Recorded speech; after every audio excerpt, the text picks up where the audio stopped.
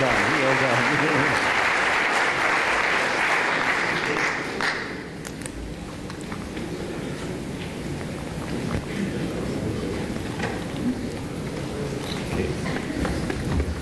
All right, let's start with politics. Sure. Okay, current events. Barack Obama, is he the next president of the United States?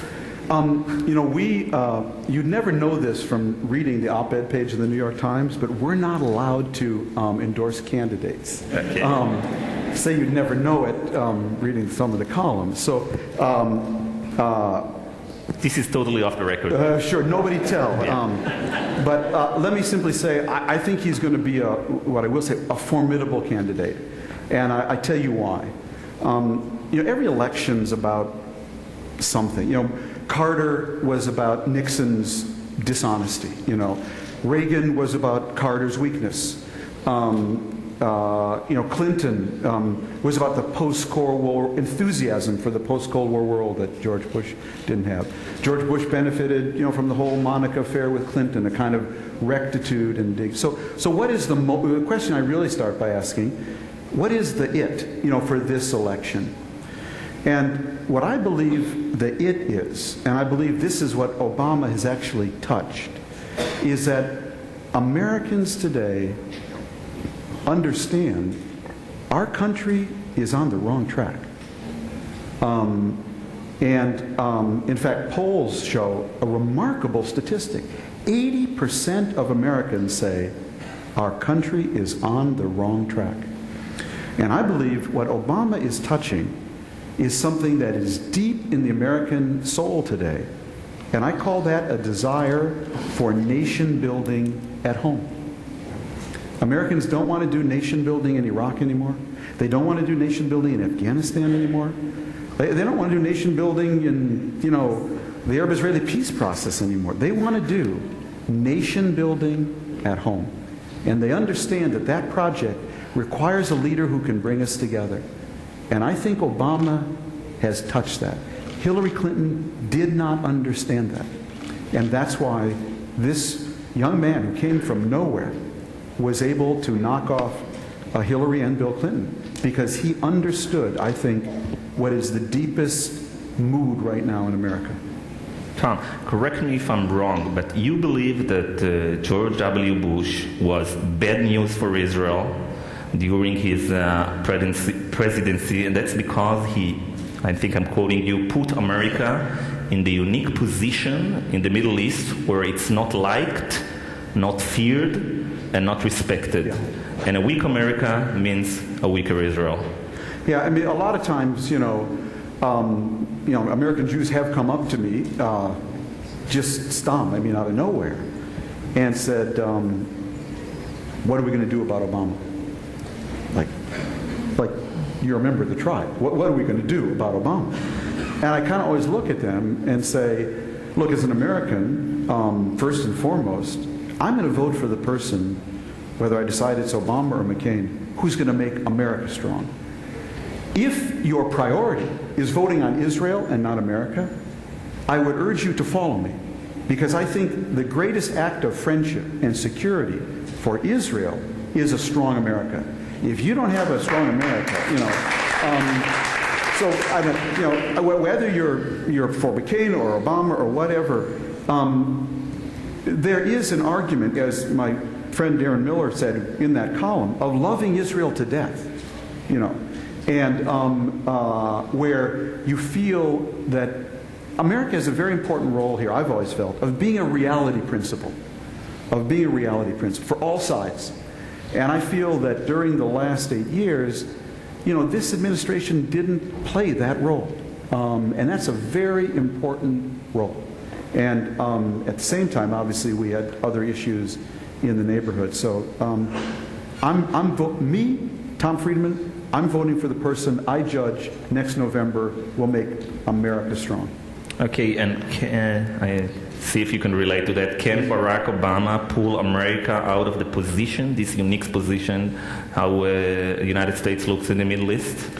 Or does he want to? Right, it's a very good, and the second question almost is more interesting to me than the first. The Middle East will come calling.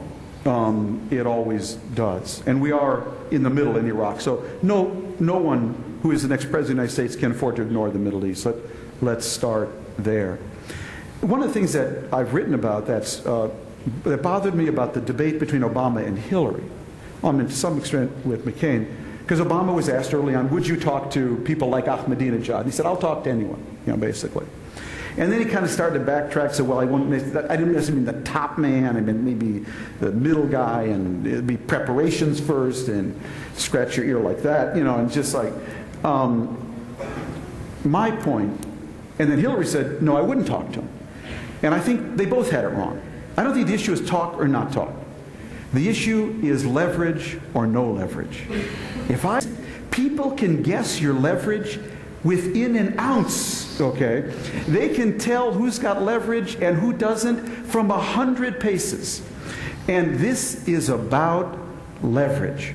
And I want a president who understands leverage. And one of the things I covered Jimmy Baker and as Secretary of State, and Jim Baker did understand leverage. And in the Middle East, sometimes you have to start a meeting by taking the person's hand, smashing it with a hammer, and then we talk, because in this neighborhood it's oh, I'm so sorry, did I hurt you? I'm so sorry, have I got your attention now? But if you just sort of come and maybe I spent too much time in Beirut, but this is a hockey game, and you don't come and play by the rules of touch football, okay? So that's to me what I'm looking for, in that person. Okay, let's talk about leverage. What's the U.S. leverage on Iran? I think the most important way to get leverage on Iran would be multiple dimensions. I'm not going to talk about use of force. That's a separate issue. I'm going to leave that out for a second. Unfortunately, we're in the predicament we're in with Iran. And I talk about this in my new book. Why does Ahmadinejad sit there and give announcements? We have a saying in English, and I don't know, people have to understand baseball, but we say of someone, he was born on third base and thinks he hit a triple. Okay, all right. So Ahmadinejad can be a big schwitzer when oil is $125 a barrel. Now I have what I call the first rule of petropolitics, which I've done in my new book, and it basically goes like this. It argues that the price of oil and the pace of freedom operate in an inverse correlation.